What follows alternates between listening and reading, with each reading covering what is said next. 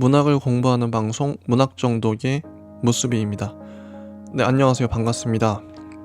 저는 이번 시간에도 문학동네의 젊은 작가상 수상작품집 2013년 제4회 읽고 왔고요. 김미월 작가님의 아직 일어나지 않은 일이라는 단편 소설을 읽었습니다. 이 소설은요, 종말 서사예요. 간단하죠. 정말 당장 내일 지구가 멸망한다면 이라는 질문으로 소설을 써보자. 한번 여쭤볼게요. 여러분은 어떻게 쓰실 것 같습니까? 당장 지구가 멸망해. 소행성이 지구에 충돌한대요. 이런 설정이 있다고 하고, 그러면 어떤 풍경, 어떤 서사를 쓰시겠어요? 방화, 약탈, 테러, 성추행, 폭력, 폭행, 이런 서사가 자연스럽게 떠오르죠. 아니면 외계인이 침범한다든지 좀비 사태가 벌어진다든지. 그게 종말 서사겠죠. 우리가 흔히 생각할 수 있는. 근데 이 소설의 특이점은 지금 누구나 생각할 수 있는 그런 종말 서사가 아니라는 거예요. 우리가 생각하는 보통의 평범한 종말 서사는 뭔가 급박하고 뭔가 특이하고 폭력적이고 급진적인 어떤 거대한 사건들이 일어날 것 같잖아요. 근데 김미월 작가님이 그리고 있는 종말의 풍경이란, 종말을 앞둔 사람들의 모습이란 지극히 일상적이에요. 그냥 평범해요. 내일 마지막인데 그냥 지금을 살고 있어요. 이겁니다. 이게 김미월 작가님의 소설이 상을 탄 이유고요. 이 소설의 탁월한 지점인 거죠. 어떤 소설은 상을 받았다는 건 많은 평론가와 소설가들로부터 지지를 받았다는 거겠죠. 당대에 많은 사람들이 납득할 수 있는 탁월한 어떤 지점을 이뤄냈기 때문에. 그래서 종말 서사로 쓸 수 있는 소설의 어떤 탁월한 지점을 보여줬다. 이 소설이 특히 그래요. 물론 종말 서사야 만들기 나름 무한대로 뻗어나갈 수 있겠지만, 이렇게 쓰는 것이 하나의 정답처럼 여겨집니다. 잘 썼어요. 그만큼. 한번 볼게요. 아직 일어나지 않은 일. 꿈이었을 거야. 잠에서 깨자마자 생각했다. 정말 이상한 꿈이었어. 머리맡을 더듬어 휴대폰을 찾았다. 오늘 서울의 날씨 맑음, 내일도 맑음, 모레는 흐림, 글피는 다시 맑음. 일기예보 애플리케이션을 종료했다. 여전히 내일이 있고 모레가 있다. 일주일이 있다. 그러니까 아무 일도 일어나지 않은 것이다. 이게 첫 번째 문단이에요. 그리고 대학 동기 모임에 어제 나갔죠. 그 중에서 아직 취업을 못한 사람은 공과 나 둘뿐이었다. 술자리에 끝까지 남은 것도 우리 둘뿐이었다. 취업 이야기는 하지 않았다. 공은 동생이 저보다 먼저 장가가게 되었다며 투덜거렸고, 나는 결혼 일찍 해봐야 좋을 거 없다며 횡설수설했고, 우리는 서로 술값을 내겠다며 승강이했고, 그리고 어느 틈엔가 각자 집으로 가는 택시를 탔다. 띄엄띄엄 이나마 거의 다 기억이 났다. 다만 누가 계산을 했는지를 기억할 수 없었다. 침대에서 몸을 일으켜 탁자 위에 가방으로 팔을 뻗었다. 지퍼를 열자 지갑이 아니라 웬 깡통이 묵직하게 손에 딸려 나왔다. 동원 복숭아 황도 400g. 헛웃음이 나왔다.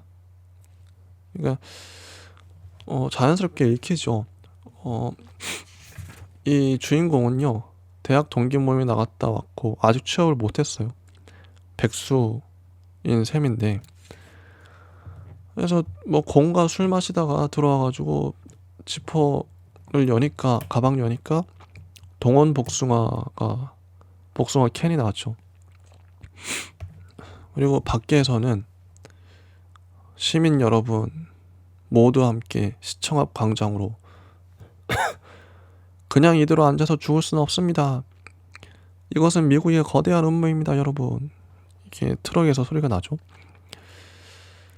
언뜻 보면 여느 주말 아침과 별다를 것 없는 풍경이었다. 하지만 나는 감지할 수 있었다. 거기에 뭔가가 빠져 있다는 것을. 굳이 적당한 단어를 찾는다면 생기라고 부를 수도 있을. 그것이 오늘 아침의 거리에는 없었다. 이거 정말 포착을 잘 했죠.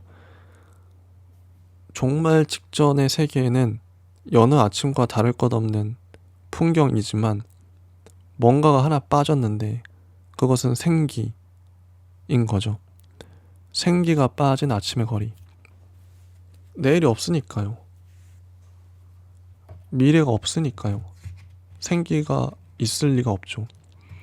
정말 탁월한 시선이라고 봐요.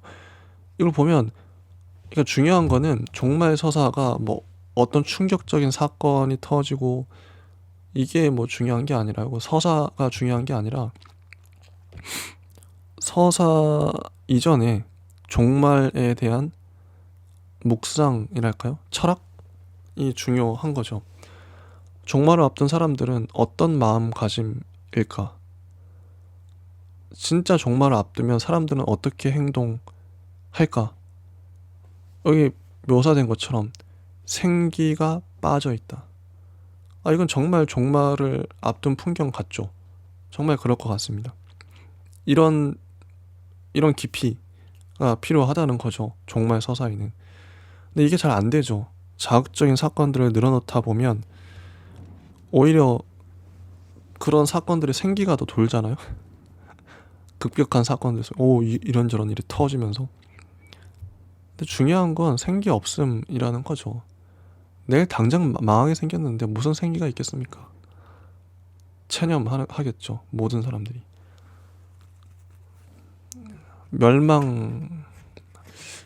자면 안 되는데 지구가 하는데 잠이 온다니 말도 안 돼.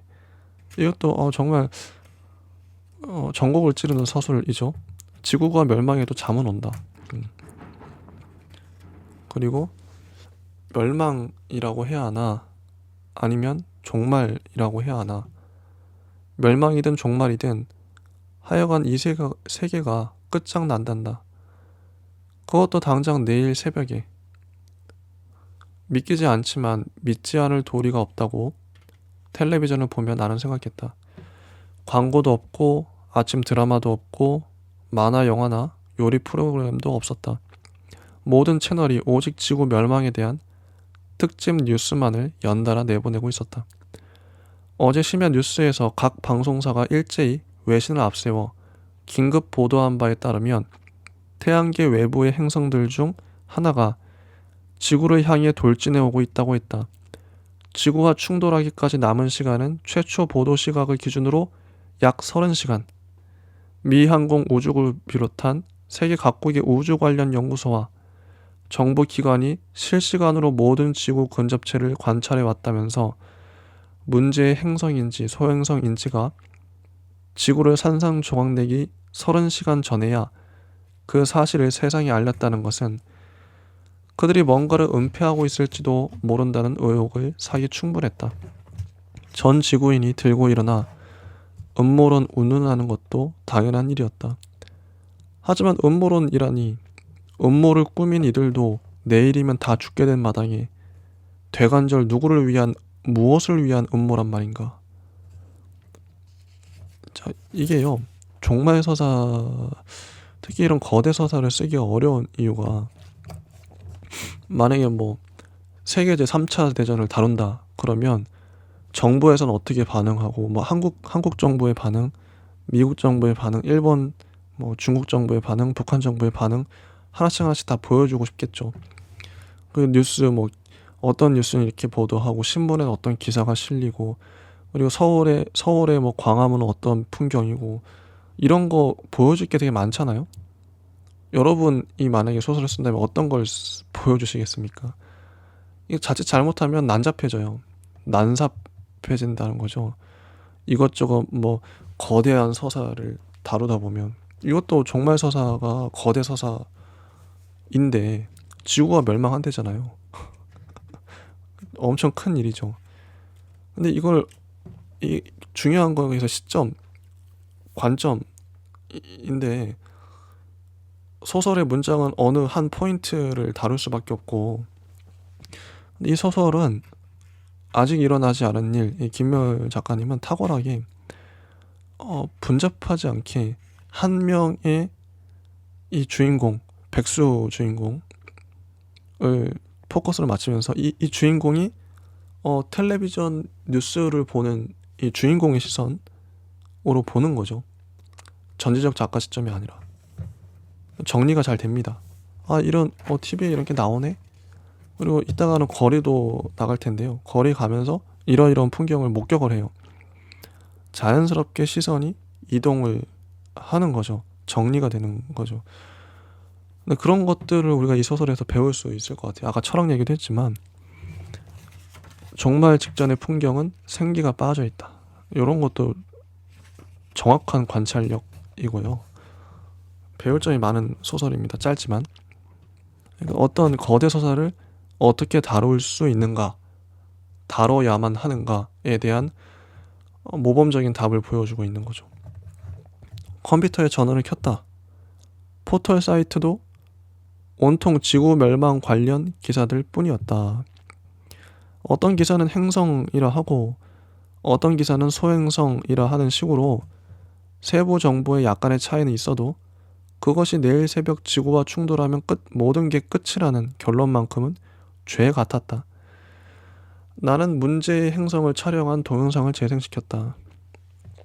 컴컴한 우주 한가운데 불그스름하게 빛나는 점 같은 것이 하나 찍혀 있었다. 그게 다였다. 그것은 무시무시하지도 않았고 불길하지도 않았다.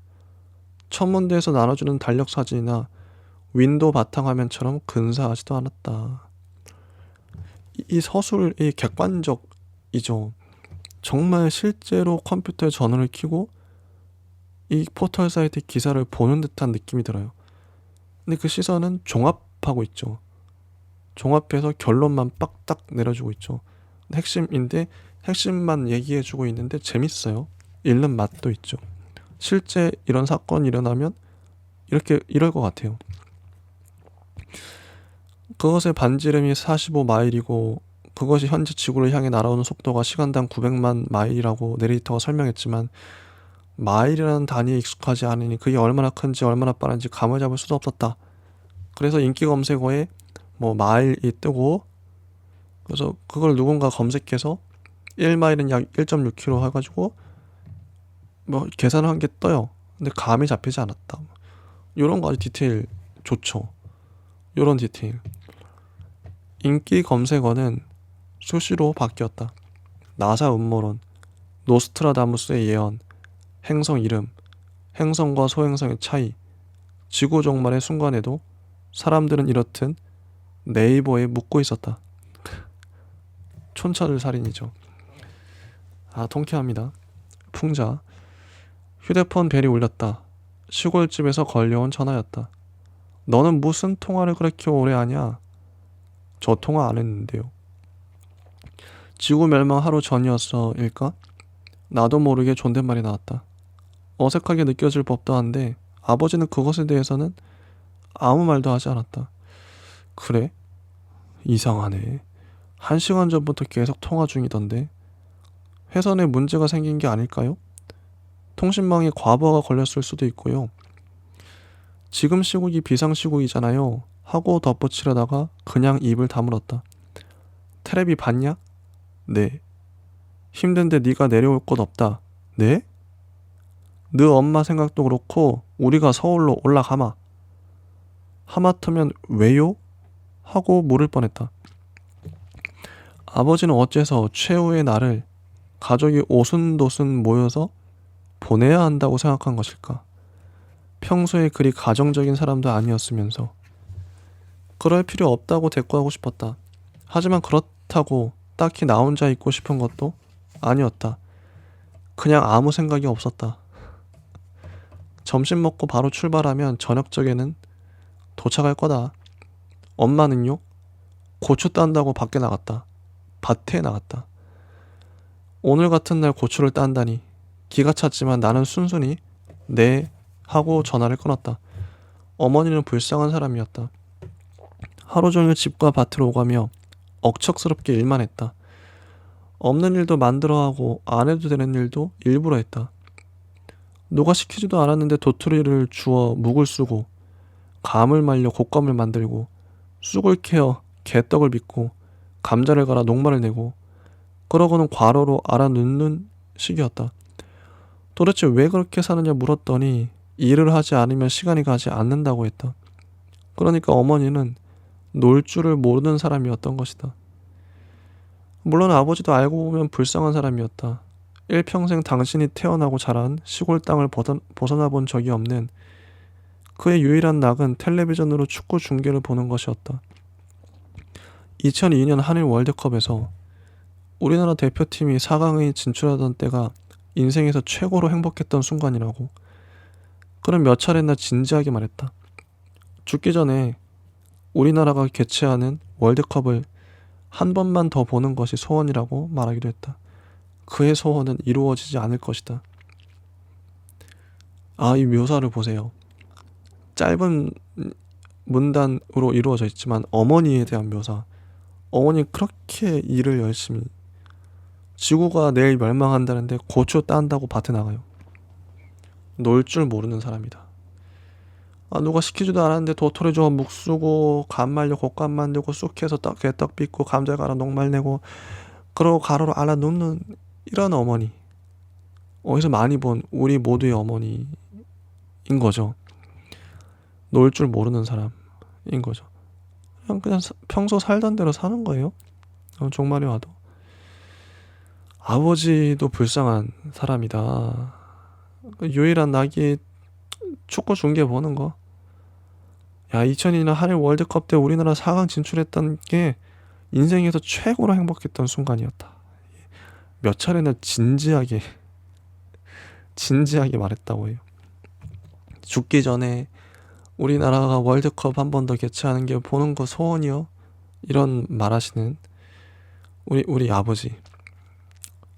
이게 뭐 소시민의 삶이겠죠. 이런 아버지, 이런 어머니. 묘사가 정말 적절하게 잘 돼 있다고 보고요. 웃음이 나면서도 뭔가 씁쓸해지는, 가슴이 아련해지는 장면이죠. 아래층에서 피아노 소리가 들렸다. 아니나 다를까 정각 11시였다. 이 건물 2층에는 중년 여자가 운영하는 피아노 교습소가 있었다. 교습 시작 시간은 오후인데 여자는 매일 오전 11시면 어김없이 피아노를 쳤다. 매번 같은 곡이었다. 요번에도 피아노를 친 거죠. 나는 세수를 했다. 엄마가 고추를 따고 여자가 피아노를 치는 것처럼 얼굴에 선크림도 발랐다. 내일 지구가 멸망해도 오늘 자에서는 피해야 했으니까. 탁자 위에 황도 통조림이 눈에 들어왔다. 이 통조림을 개봉하고 싶은데 원터치가 아니라서 개봉을 못하는 거예요. 순간 어찌된 일인지 문자 메시지 67통이 한꺼번에 쏟아져 들어왔다. 그동안 고마웠어. 네가 내 친구여서 행복했다. 더 잘해주지 못해서 미안해. 사랑한다 친구야. 하느님이 언니를 지켜주실 거예요. 천국에서 만나요.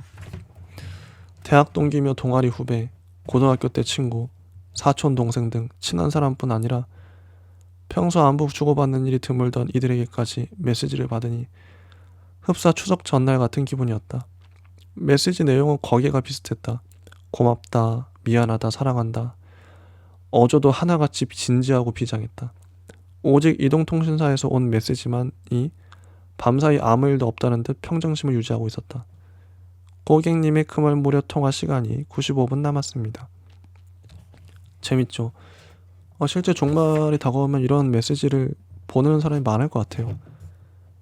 하나같이 진지하고 비장한 메시지. 뉴욕의 9.11 테러나 대구 지하철 참사 등 갑작스러운 죽음을 앞두고 사람들이 저마다 소중한 이들에게 전화를 걸어 사랑한다든가 미안한다든가 했다는 일화를 접했을 때와는 느낌이 생판 달랐다. 그때는 남 이야기인데도 슬펐으나 지금은 내 이야기인데도 별 감흥이 없다고 할까? 아마 메시지를 받은 나도 똑같이 죽기 때문일 것이다. 그죠? 현관문 앞에 서 있는 사람은 우체국 택배 기사였다. 이거 옆집 택배인데 좀 맡아주실래요? 네? 택배라고요? 옆집에 지금 아무도 없는 것 같아서요. 내일 다시 올 수는 없으니까 부탁 좀 할게요. 참 맞는 말이었다. 내일 다시 올 수는 없었다. 상자를 현관문 안으로 들여놓았다. 그는 지금 어떤 생각으로 택배를 배달하는 것일까? 직업정신일까? 일종의 사명감 같은 걸까? 상자는 크기에 비해 몹시 가벼웠다. 택배 송장을 살펴보았다. 오늘만 특가, 한방 생리대, 6개월분 19,900원. 내일 지구가 멸망하리라는 것을 미리 알았더라면 옆집 여자는 생리대를 한꺼번에 6개월치나 구입하는 짓 같은 것은 하지 않았을 것이다. 재밌죠? 이 택배 아저씨, 그러니까 자잘자잘한 사건들이 소곡처럼 펼쳐져요. 배가 고팠다. 종말 직전의 묵시록적 풍경 속에 놓인 최후의 식량이 코카콜라도 아니고 깡통에 든 복숭아라니 뭔가 어설프고 촌스러웠다. 찬장을 열어보았다. 깡통 따기 같은 것이 집에 있을 리 없다는 것은 찬장 앞으로 가기 전부터 알고 있었다. 그래도 나는 온 집안 수납장을 샅샅이 뒤졌다. 지구의 종말이 오면 마지막으로 하려고 했던 일이 바로 이것이었다는 듯.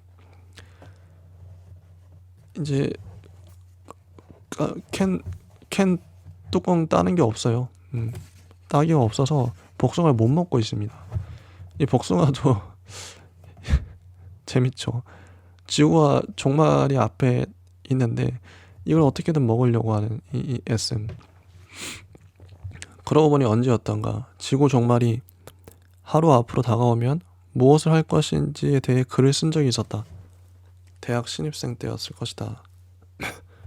교양 과목 중에 글쓰기 특강이라는 수업이 있었다. 이 강사가 내일 지구가 멸망한다면 무엇을 할 것인지 쓰라는 과제를 내줬어요. 내일 지구가 멸망한다고 한다. 나는 전부터 짝사랑해온 남자에게 고백을 하러 가기로 마음먹는다. 근데 운행 중인 버스가 없죠. 딱 한 대의 버스만이 운행하고 있는데 문제가 있어요. 버스를 다 태워줄 수는 없고 너무 사람이 많아서 왜 이 버스를 타야 하는지 이유를 말한 다음 가장 절실한 이유를 가진 사람 순서대로 버스에 태우자. 그렇게 해서 이야기 배틀이 펼쳐지죠. 참가자들이 사연을 구구절절 이야기하는 동안 해가 지고 밤이 온다. 달이 뜰 무렵 마침내 내 차례가 온다. 나는 내가 그 남자를 얼마나 사랑하는지에 대해 이야기하기 시작한다.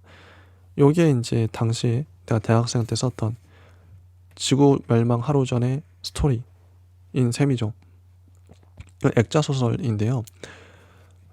이 소설 안에 소설이 또 있죠. 어쨌거나 상상과 현실은 실로 얼마나 판이한 것인가. 지구 정말이 현실로 다가왔건만 나는 짝사랑하는 남자에게 고백하러 가기는커녕 어디서 났는지도 모를 황도 통조림을 먹기 위해 깡통 따기를 찾아 온 집안 구석구석을 뒤지고 있었다. 통조림을 노려보았다. 현재 깡통 따기 없이 그것을 먹을 수 있는 방법은 없었다. 그런데도 오기인지 객기인지 꼭 먹어야겠다는 생각이 들었다. 그래서 한층 아래로 내려가죠. 그 피아노 치는 분이 사는 곳. 반가워요. 어서 들어와요. 기다리고 있었다는 듯한 여자의 태도에 나는 당황했다. 아니 잠깐 뭐 좀 물어보려고요. 여자가 내게 묻지도 않고 아이스 커피 2잔을 내왔다. 학생이에요? 아니요. 취업 준비하고 있어요. 내 입으로 대답해놓고도 취업을 준비하고 있다는 말이 이토록 허무하게 들릴 수 있다는데 놀랐다. 내일이 없는데 무슨 준비를 한다는 말인가. 정리를 해도 시간이 모자랄 판국에 여자는 내 대답을 들었는지 못 들었는지 표정에 변화가 없었다. 깡통 따게? 깡통 타는 거? 그건 뭐 하려고? 복숭아 통조림을 따려고요. 어쩌지? 그런 건 집에 없는데. 여자가 리모컨으로 텔레비전을 켰다. 여전히 지구 멸망을 다룬 특집 프로그램이 이어지고 있었다. 검은색 정장을 차려입은 앵커가 다행히도 밤사이 방 하나 약탈, 공공재 파손이나 폭동 등 우려할 만한 범죄는 일어나지 않았다고 했다. 마지막까지 인간으로서의 품위와 질서를 지키려는 고귀한 시민정신의 승리 아니겠냐고 묻는 목소리가 우스꽝스러울 만큼 비장했다.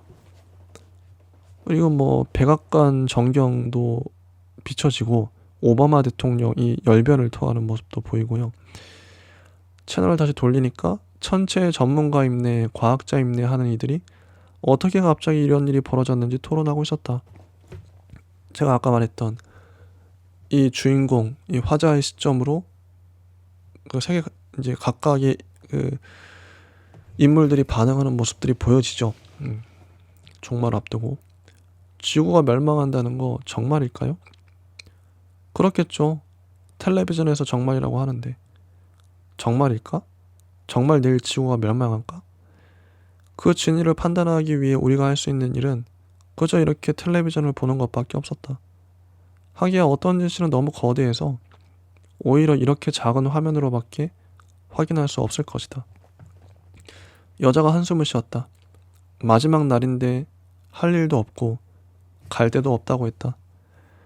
시집간 딸은 자기 가족과 함께 시간을 보내기로 했고 종교에 미친 남편은 휴거를 준비한다며 신도들과 어울려 산으로 올라갔다는 것이었다. 내일 지구가 멸망하지 않는다면 오늘 처음 인사를 나눈 위층집 처녀에게 결코 하지 않을 종류의 이야기였다. 나는 자리에서 일어났다.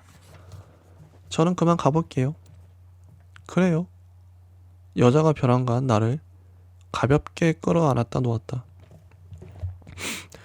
그러니까 내일 지구가 멸망한다는 건 그런 것이었다. 내일 죽는다는 게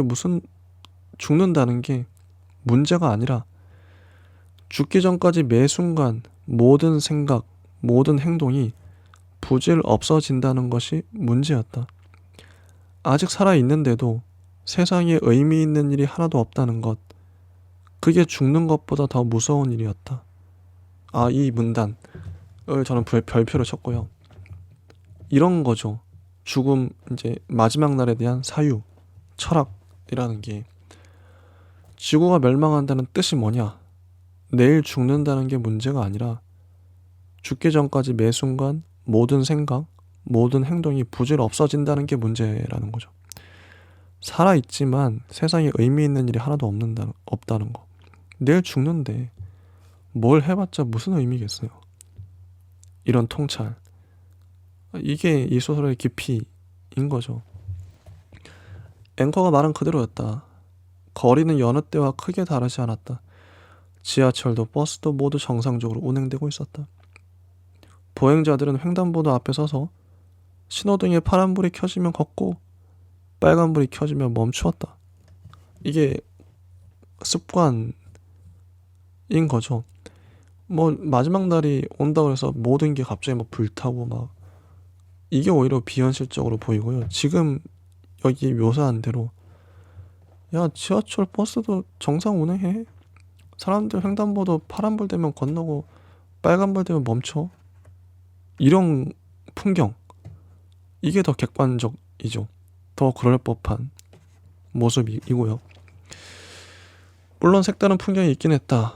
대형 할인마트는 주말 대목인데 출입구를 아예 봉쇄해버렸다.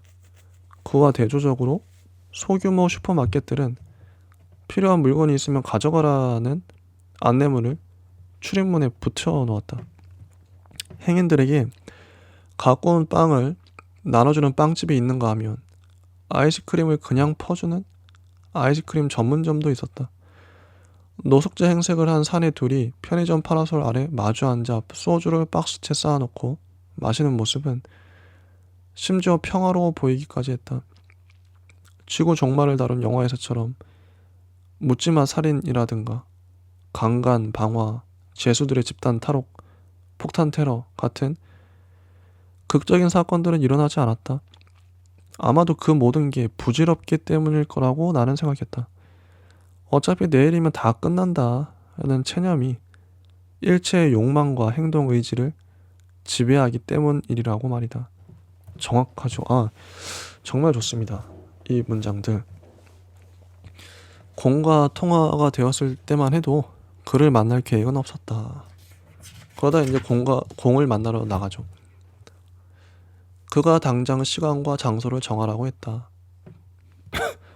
통조림도 받을 겸 죽기 전에 해장도 할 겸 만나자는 것이었다. 버스가 왔다. 승차 단말기에 교통카드를 대려고 하자 운전기사가 말했다. 그냥 타세요. 그는 나 다음으로 버스에 오르는 이들에게도 같은 말을 반복했다. 그래도 꿋꿋하게 카드를 가져다 대는 승객들이 있었다. 그럴 때면 운전석 바로 뒷자리에 앉은 깡마른 노인이 기사 대신 나서서 참견했다. 에헤이, 오늘은 다 공짜라니까. 버스가 출발하자 노인은 좌석에 앉은 채 상체를 뒤로 틀어 승객들에게 외쳤다. 예수 믿고 구원받으세요. 안 그러면 지옥 갑니다. 기사가 운전에 방해된다며 조용히 해달라고 했다. 노인은 의외로 금방 입을 다물었다. 진짜 이런 풍경이 펼쳐질 것 같죠. 종말을 앞두고 빵을 나눠주기도 하고 아이스크림 나눠주고, 그리고 버스 그냥 타세요. 이런. 그리고 라디오가 흘러나와요. 오늘은 특별히 2시간 내내 청취자 여러분의 신청곡과 함께 할게요. 그런데 그녀의 이름이 기억나지 않았다. 이 아나운서 이름. 휴대폰으로 검색해볼까 하다가 그만두었다. 다 부질없는 짓이었다. 부질없다. 알아봤자 뭐하냐. 100% 틀어드린다니까요. 음악 좀 신청해주세요. 네? DJ의 말투는 애원에 가까웠다. 지금 라디오 듣고 계시죠? 전화나 문자로 신청곡 올려주세요. 하긴 누가 오늘 같은 날 라디오를 들으며 음악을 신청하겠는가. 교통체증이 점점 심해졌다. 종로가 코앞인데 이 상태로 계속 가다가는 약속 시간에 늦을지도 몰랐다. 청취자 여러분, 그거 아세요? 인류가 완전히 멸종한 후에도, 모든 문명이 완벽하게 사라진 후에도 인간이 남긴 텔레비전과 라디오 방송의 전파는 영원히 우주를 떠돌아다닌다고 합니다. 그러니까 지금 제가 틀어드리는 노래, 지금 제가 하고 있는 멘트, 이것들은 사라지지 않는다는 거예요. 영원히 우주를 떠도는. DJ가 말끝을 흐렸다. 잠시 흐느끼는 소리가 나더니 설마 하는 사이 통곡으로 이어졌다. 방송사고였다. 이런 사람도 있겠죠. 이 소설이 좋은 게 지나치게 감상주의적으로 흐르지 않고 그냥 재밌어요. 위트가 느껴지는 소설이에요. 자칫 이게 내일 종말이 온다 그러면 비장할 수 있거든요. 그런 거를 요즘 사람들은 좋아하지 않죠. 지나치게 심각하고. 그냥 가볍게 무겁지 않게. 나는 광화문 정류장에서 하차했다. 종강역까지 걸어가는 게 더 빠를 것 같았다. 광화문 광장을 가로지르는데 사람들이 한 곳에 모여있는 것이 보였다. 세종대왕 동상 앞에서 한 남자가 고통 없이 죽을 수 있다는 드링크제를 팔고 있었다. 한 병에 10,000원, 고통 없이 죽음이 단돈 10,000원. 남자는 내일 죽기 직전에 이 음료를 마시면 잠자는데 평화롭게 죽을 수 있다고 했다. 구경하던 누군가가 소리치죠. 그냥 나눠주지 뭘 팔아. 이제 돈 벌어서 어디다 쓰게. 아따, 뭘 모르는 말씀이십니다. 저승길에서도 노자는 필요하죠. 남자는 약장소답게 언변이 좋았다. 이게 뭘로 만들어진 거요? 어르신, 제가 설마 오늘 같은 날 몸에 나쁜 걸 팔겠습니까? 남자는 고대 중국 황실에서부터 전해 내려온 신비의 명약이 어쩌고 불로장생의 비밀이 저쩌고 하면서 끝까지 성분을 말해주지 않았다. 그거 한 병만 주세요. 선뜻 지갑을 연 사람은 나였다. 고통 없이 죽고 싶어서가 아니었다. 어차피 죽는데 고통이 있으면 어떻고 없으면 또 어떤가. 나는 그냥 뭔가를 사보고 싶었다. 아직도 화폐가 통용되는지 확인해보고 싶었다고 할까? 사람들 다 이제 구경할 맛이 반감되어서 자리를 뜨고요. 자판 앞에 나 혼자 남았죠. 아저씨 이거 성분이 뭐예요? 응, 이거 그냥 바카스야. 남자는 목소리를 낮추지도 않았다. 물건은 산 사람이니까 특별히 말해주는 거라며 허허 웃기까지 했다. 결국은 사기였다. 그는 사기꾼이었다. 그런데도 나는 화가 나지 않았다. 그런데 돈은 받아서 뭐 하시려고요? 어차피 못 쓸 텐데. 흥, 난 절대 안 속아. 네? 그런 내일 지구가 멸망한다는 것을 믿지 않는다고 했다. 신문 기사도 텔레비전 뉴스도 전부 날조된 것이라고 했다. 멀쩡한 세상이 어떻게 하루아침에 사라질 수가 있느냐는 것이었다. 하다못해 비가 오기 전에는 먹구름이 끼고 임신하기 전에는 태몽을 꾸게 마련인데 아무 징조도 없이 지구가 통째로 사라질 수는 없다고 그는 말했다. 이런 사람도 있는 거죠. 종강역을 향해 걷고 있습니다. 주인공은 뭐 부모님이 오고 있는 고속도로의 극심한 정체가 빚어져요. 천천히 오세요. 빨리 가야지. 그게 무슨 소리냐. 아, 생각해보니 우리에게는 시간이 없었다. 내일 지구가 멸망한다는 거대한 사실을 실감하게 되는 것은 의외로 이렇게나 작고 보잘것없는 순간들이었다. 자, 공이 도착한 것은 3시를 훌쩍 넘긴 때였다. 그는 태어나서 이 정도로 극심한 교통정체는 처음 겪는다고 했다. 시내 중심가를 따라 전경버스가 끊없이 늘어서 있고 도로 한가운데 버려지는 차가 점점 많아지고 있으니 상황이 더 악화될 거라고도 했다. 버려지는 차라니? 길이 너무 막히니까 다들 도로에 차를 버리고 걸어가는 거지. 껌은 껌종이에 싸서 버리는 거지. 하고 말하는 것처럼 심드렁한 어조였다. 그런데 참 네 차는 어디다 뒀어? 나도 버리고 왔어. 이런 거죠. 네, 이렇게 내고 거리를 걷다가 거리의 행인들이 모두 고개를 쳐들어서 뭘 봐요? 그들의 시선을 따라간 곳에 이명박 대통령이 있었다. 그러니까 광화문 사거리 빌딩들의 대형 전광판에 하나같이 이명박 대통령의 얼굴이 비치고 있었다. 대국민 연설을 시작하겠다는 안내방송이 흘러나왔다. 존경하는 국민 여러분. 스피커가 어디에 있는지 몰라도 목소리가 머리 위에서 들려오니 꼭 그가 벌써 하늘나라에 가 있는 것 같았다. 우리는 걸음을 멈추었다. 사실 지구 멸망 전날 7개 대통령이 국민들에게 할 이야기란 새해 아침 아나운서들이 다사다난했던 한 해가 가고 운운하는 멘트처럼 뻔할 것이다. 그럼에도 나는 그가 서울시장이었던 시절 전과가 있는 만큼 이번에는 지구를 하나님께 바친다고 하면 어쩌나 걱정이었다. 대통령은 차분하게 말을 이었다. 본인은 대한민국 국민으로서 언제나 자랑스러웠고 국민 여러분을 존경하고 사랑하며 어떤 고난과 역경 속에서도 당당하게 그가 갑자기 손수건을 꺼냈다. 국민 여러분 정말 죄송합니다. 손수건으로 눈가를 찍는 품이 아무래도 눈물을 흘리는 것 같았다. 눈물이야 흘릴 수 있지만 지구가 멸망하는 것은 그의 잘못이 아니었다. 그가 죄송해야 할 필요는 없었다. 재밌죠? 그리고 뭐 어디서 나탔는지 속옷 차림의 젊은 여자가 도로 한가운데로 뛰어들기도 하고요. 공이 휴대폰을 들여다보더니 사람들이 지금 시청 앞 광장으로 몰려가고 있다고 했다. 트위터 사용자들이 모두 함께 시청 앞 광장으로 모이자는 메시지를 사방으로 퍼나르고 있다는 것이었다. 시청 광장에 모여서 뭘 하려고? 글쎄 아무것도 안 하고 죽긴 좀 억울하니까. 그는 이렇게 될 줄 알았으면 취업 준비 같은 건 진작 때려치우고 여행이나 다니는 건데 여자들이랑 섹스나 실컷 해보는 건데 하더니 불쑥 물었다. 지금 세상에서 제일 억울한 사람이 누군지 알아? 부자? 내일 치아 교정 끝내는 사람. 나는 소리내어 웃었다. 그는 계속 주워 섬겼다.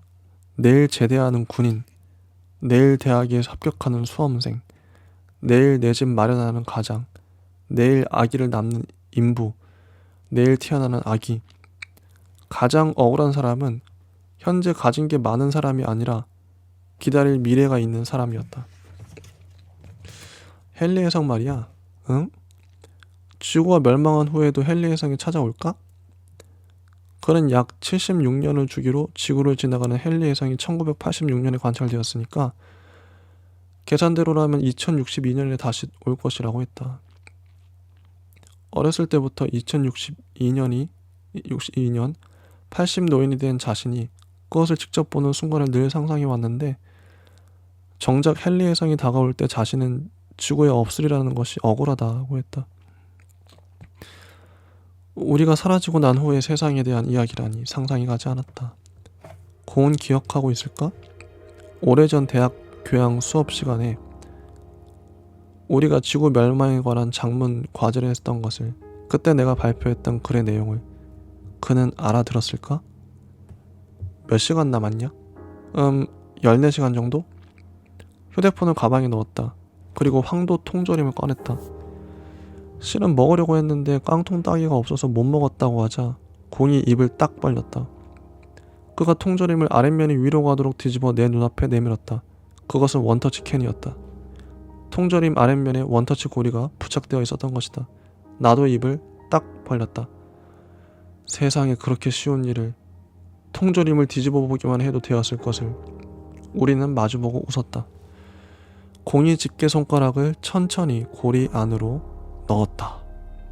네, 이렇게 소설이 끝나요. 자, 지구 종말에 대한 서사인데요. 한 사람의 화자로 이게 일관성 있게 쫙 끌어갔던 게 참 좋았고, 이 화자가 마주하게 되는 종말의 풍경들을 보여주는 거죠. 그러면서 이 통조림, 황도 통조림을 따기 위한 일련의 서사이기도 하죠. 이 서사 전체는 지구 멸망이라는 거대한 백그라운드 배경이 있고요. 이 화자의 작은 욕망이라고 하면 이 통조림을 내가 따서 황도를 먹고 싶다, 이런 욕망이 있는 거죠. 지구 멸망이 다가와도. 되게 웃기죠. 잘 잡았었어요. 네. 내가 통조림 먹겠어. 이런 탕조림은 달달한 건데 이 백수 청년이 이걸 먹고 싶어서, 자, 이런 것들 전 종말에 대한 서사로 참 좋은 소설이지 않았나고 생각해요. 좋은 소설이었습니다. 일단 여기까지 하고요. 다음 시간에 또 다른 소설로 찾아오도록 하겠습니다. 예, 감사합니다.